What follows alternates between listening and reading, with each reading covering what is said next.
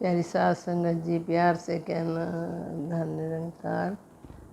और साध संगत, आनंदवाणी के इस शब्द से आज का शुभारंभ करते हैं कि गुरसिख नू जद गुरसिख मिलदा, दोनों हाथ जुड़ जाते हैं, एक दूसरे के चरण स्पर्श कर किस्मत उनके खुल जाते हैं।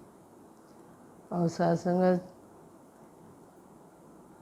देखना ये है कि ये जो शब्द हमारे लिए आया है, इस पर हमने कैसे चलना है, कैसे चल के दिखाना है। क्योंकि साध संगत, बाबा जी ने भी हमें झुकना ही सिखाया, एक दूसरे के चरणों को। झुकाव का मतलब क्या है? दोनों हाथ जुड़ने का। सबसे पहले तो दोनों हाथ हमारे कब जुड़ते हैं? और साध संगत, जब हमें कोई गुरसिख मिलता है तो साध संगत, सबसे पहले जब हम उनको हाथ जोड़ते हैं तो हाथ जोड़ने का मतलब है कि हमने उनको ऊंचा दर्जा देकर उनके आगे हमने उनकी रिस्पेक्ट करते हुए तो अपने आप को नीचा दिखाकर कि मैं छोटा हूँ और जो गुरसिख है वो मेरे से बहुत बड़ा है। और उनका सत्कार करने के लिए जो है हमारे हाथ जुड़ जाते हैं। और साध संगत, गुरसिख का दर्जा ही बहुत बड़ा होता है। गुरसिख जो गुरु का शिष्य होता है उसको गुरसिख कहा जाता है।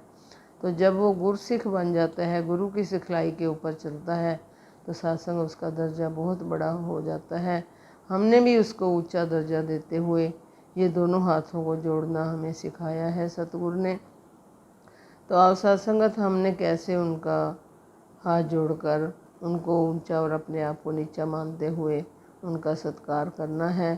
तो साध संगत, जब एक दूसरे के चरण स्पर्श करते हैं तो साध संगत, चरण स्पर्श करने से ही हमारा जो है मन उनके चरणों पर झुक जाता है। तो साध संगत, झुकाव की तरफ भी बार बार फिर वही ध्यान आ रहा है कि झुकाव क्या, हम जब चरण स्पर्श करते हैं तब साध संगत हमारा मन भी क्या झुका है, या हम सिर्फ दिखावे के लिए ही झुक रहे हैं। और साध संगत, झुकने का फ़ायदा ही तब है जब हम हृदय से उसको नमस्कार करेंगे, हृदय से उसका सत्कार करेंगे। साध संगत, कई अवनीत जी ने इस बात के ऊपर भी ये स्पीच दी थी कि जब हम कोई गुरसिख हमें मिल जाता है तो क्या हमें देख के चाह चढ़ता है, खुशी महसूस होती है, या हमें सांस चढ़ जाती है? सत्संग सांस चढ़ने का मतलब कि हम बेचैन हो जाते हैं कि ये अब किस लिए मेरे पास आ गया। और सत्संग इस बात को इसीलिए बार बार सतगुरु ने सिखाया है कि चरण स्पर्श कर किस्मत तभी खुलेगी जब हम हृदय से उसका सत्कार करेंगे, हृदय से खुशी महसूस करेंगे। और सत्संग, कई बार एक बार सत्संग गुरसिख पता ही नहीं क्या देने हमें आ जाता है, कैसे आशीर्वाद मिल जाता है। सत्संग, एक बार की बात है, घर में बड़ी प्रॉब्लम चल रही थी। दसी अपनी ही बात करेगी कि घर में काफ़ी प्रॉब्लम चल रही थी कुछ बिजनेस को लेकर।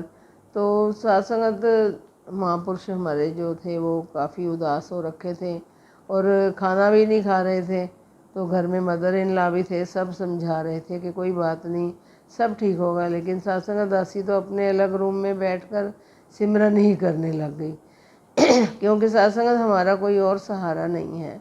जब हम इस निराकार को याद करके इसका सिमरन करते हैं तो सत्संग, जैसे ही दासी ने वहाँ बैठकर 5-7 मिनट सिमरन कर रही थी तो अचानक से ही बाबूजी केशवराम जी की गाड़ी आ गई। और सत्संग जैसे ही उन गाड़ी का हॉर्न बजा तो अक्सर ऐसा होता रहता था कि जब भी हम याद करते थे तो बाबूजी पहुंच जाते थे। तो सत्संग बाबूजी जब अचानक से आए, दासी भी भाग के उनको मिली और उनके चरण स्पर्श करे, उनको दंडोत नमस्कार भी की और हाथ जोड़कर धन्यकार भी की।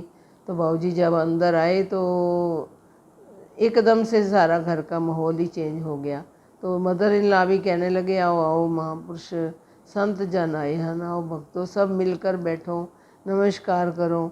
तो बाबूजी कहने लगे कि मेरे को तो भूख लगी है, मेरे को खाना खाना है। तो सत्संग हृदय इतना खुश हो गया कि एकदम हम क्या सोच रहे थे और एकदम से सारा माहौल चेंज होते हुए हमने फटाफट खाना तैयार किया और बाबूजी को खाना खिलाया और नमस्कार की। सारे परिवार ने। और जैसे ही बाबूजी उठकर जाने लगे तो कहने लगे आपकी ना गाड़ी आने वाली है। साध संगत दासी के सेतिया साहब जो महापुरुष थे दासी के, वो ब्रेड का, हमारा ब्रेड बिस्कुट का होलसेल का काम था। तो साध संगत वो कह रहे थे कि स्कूटर पर सप्लाई जो है बड़ी मुश्किल है, तो मेरे को ऑटो चाहिए, लेकिन हमारे पास कोई भी पैसे नहीं थे कि हम ऑटो ले सकें। तो साध संगत अचानक से बाबूजी ने जब बोला कि आपकी ना जल्दी से गाड़ी आने वाली है, तो साध संगत आगे से महापुरुष कहने लगे हमारे, कहते बाबूजी मेरे को ना ऑटो की ज़रूरत है, तो गाड़ी मैंने क्या करनी है। तो दासी एकदम से हैरान हो गई कि महापुरुषों ने वचन काट दिया और कहने लगे मेरे को ऑटो चाहिए। तो बाबूजी कहने लगे अच्छा ठीक है, सत वचन, जो आपको चाहिए नंगार आपको देगा। और कहकर वो चले भी गए। साध संगत समझ ही नहीं आया कि जैसे ही हमने सिमरन किया और सतगुरु ने, इस निरंकार ने कैसे आकर हाजिरी लगाई और हमारे सबको कैसे आशीर्वाद दिया।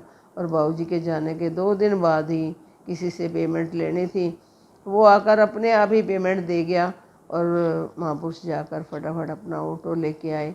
साथ संगत किस्मत उनके जो खुल जाते हैं से मतलब यही है कि जिस चीज़ की ज़रूरत होती है, जब हमारा हृदय झुक जाता है, जब हम हृदय से नमस्कार करते हैं, तो कैसे सच्चा पातशाह कैसे आशीर्वादों के पात्र बन जाते हैं, किस्मत कैसे खुल जाती है। आओ साध संगत यही अरदास करें कि सच्चा पातशाह जो हम नमस्कार करते हैं, जो गुरसिख को देखकर हमारे को हमेशा ही खुशी महसूस होनी चाहिए। पता नहीं चलता कि कौन सा गुरसिख क्या हमारे लिए आशीर्वाद लेके आया है। मन में यही भाव आ रहा था कि सच्चा पातशाह ने हमें झुकना सिखाया है। तो आओ साध संगत में मिटा दे अपनी हस्ती को, अगर कुछ मर्तबा चाहिए, दाना खाक में मिलकर गुले गुलजार होता है। आओ साध संगत दासी को भी आशीर्वाद दो कि दासी भी आप सब संत जनों का हृदय से सत्कार कर सके और सबके साथ ऐसे ही झुक झुक कर अपने मन को झुकाव की ओर।